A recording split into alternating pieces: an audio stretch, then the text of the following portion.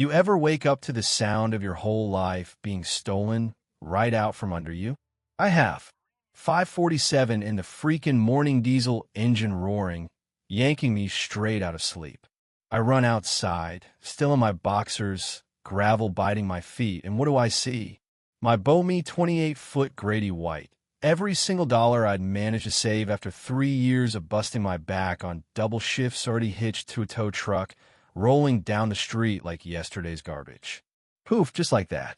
Everything I'd built, gone in 60 seconds. And who's standing there watching like it's her personal Netflix special? Delilah Westbrook. That's right, the queen bee of Willowbrook Estates, HOA, arms folded across her $300 Lululemon set, grinning like she just won Powerball. Your boat's too big for our neighborhood, Marcus. I swear, I was 2 seconds from tearing the place down until I remembered something nobody else knew. See, here's the twist. That lake all these folks love, the so-called heart of Willowbrook, their boating club's favorite playground, I own every inch of it. Yeah, every single inch.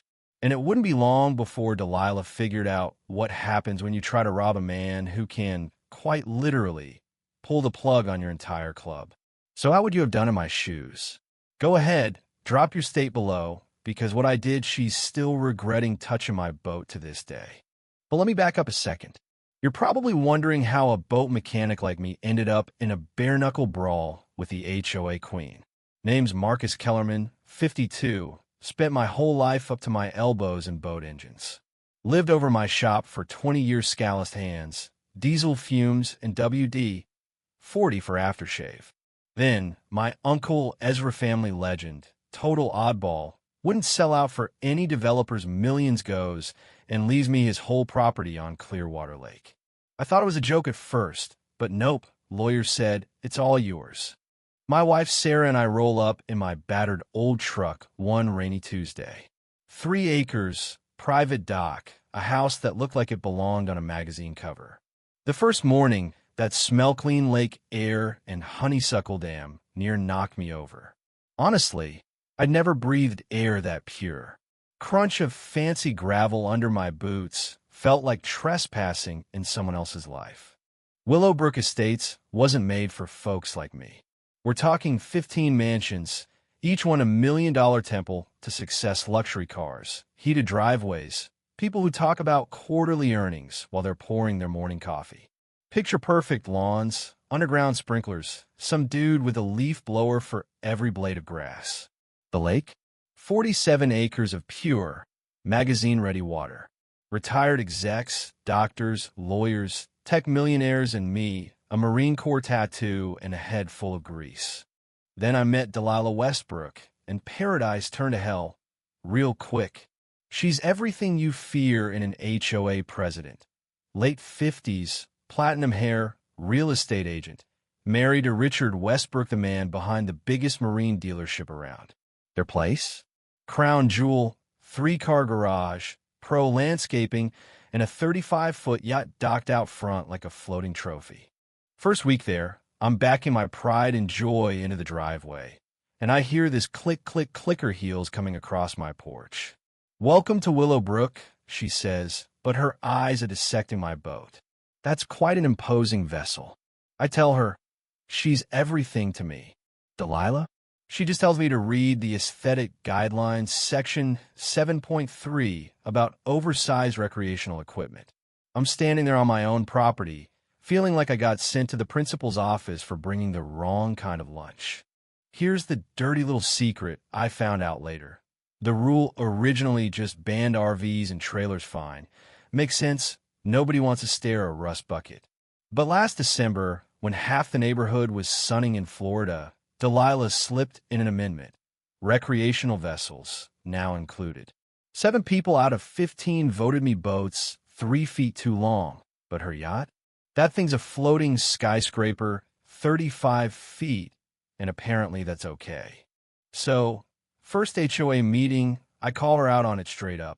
Delilah gives me this realtor smile that could peel paint and says, "Community dock operates under different regulations. Marcus, my vessel provides essential security services for our lake." Security services. On a private lake. In suburbia. Yeah, okay. 3 days later, envelope taped to my door. $1,000 boat retrieval fee. Daily storage Westbrook Marine, of course. The catch? Gotta prove compliance before they'll release it. Meaning what, shrink my boat with a ray gun? I tell Sarah, they're making me pay her family ransom for my own boat. Did Delilah stop there? Not even close. Certified mail from the HOA's lawyers' fines, property liens, continued violations. They actually want to take my house. Over 3 feet of fiberglass. That day, I hit the county courthouse. My uncle always said, when someone's out to get you, devil's in the details. He was right. I dug through public records until my eyes crossed. Found the original HOA, release no mention of boats. That new amendment? Rammed through when no one was around, barely legal. But that's when the real fun began. I spent a weekend measuring every boat in Willowbrook. Neighbors thought I'd lost it, but I built a spreadsheet that'd make any lawyer drool: names, lengths, photos. 6 boats over the limit, all quietly stashed away, all friends of Delilah. The selective enforcement was crystal clear. Next Monday, another violation notice. This time, wrong trailer color, too visible boat name, wrong tarp. Total fines, $2,100. For a boat on land I own. The audacity, man. So I filed a formal complaint about Delilah's yacht. If 25 feet's the limit, her floating palace has to go too. Her reply? Retaliatory behavior and harassment. Apparently, asking for fairness counts as harassment now. Here's where it gets ugly. Neighbors start showing up, scared. Beatrice, sweet 70-year-old teacher, whispers, she got me too. 15 years with the same pool deck. Now, it's non-conforming gray. Jim's worked truck 20 years in the same spot now, a violation. This wasn't about property values. This was a reign of terror. But Uncle Ezra left me something better than a nice house, left me the ultimate trump card. See the lake? He didn't just own a house, but own the lake, mineral rights, all of it, through a conservation trust that predates the HOA. When Rodriguez, my lawyer, dug through those records, her eyes lit up. You're not fighting violations, Marcus. You're the trustee of the whole damn lake. Delilah, meanwhile, kept escalating property liens, slashed tires, emergency assessments for security, anonymous county complaints, vandalism.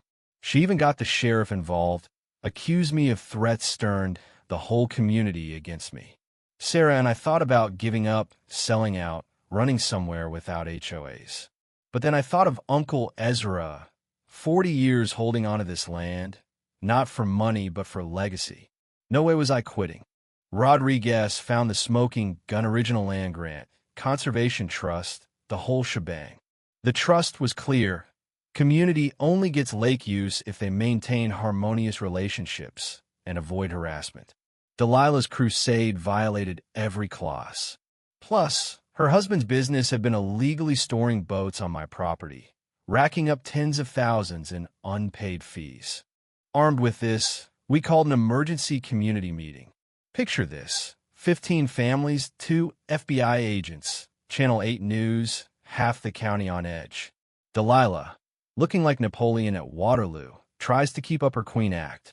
Rodriguez lays out the trust papers: every dock, every boat, every slip belongs to the trust. Me? I'm a trustee. There's pandemonium.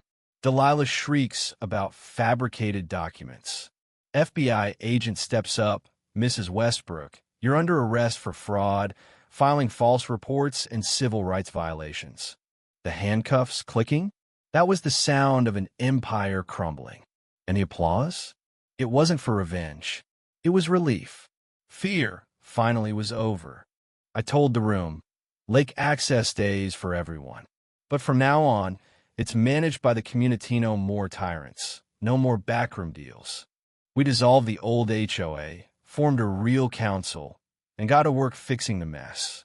Uncle Ezra's trust paid for environmental restoration, college scholarships, even a new fishing pier. Property values soar not from intimidation, but from real community. 6 months later, Willowbrook was transformed.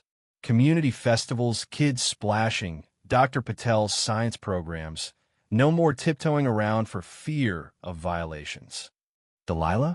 For years in prison, nearly $1 million owed to victims. Her husband's business gone. The scam unraveled in 5 other neighborhoods too. But you know what sticks with me? Not the revenge, not the court battles, but a moment at the lake with a little girl named Emma. Mr. Marcus, my grandma, says you saved our neighborhood. What does that mean?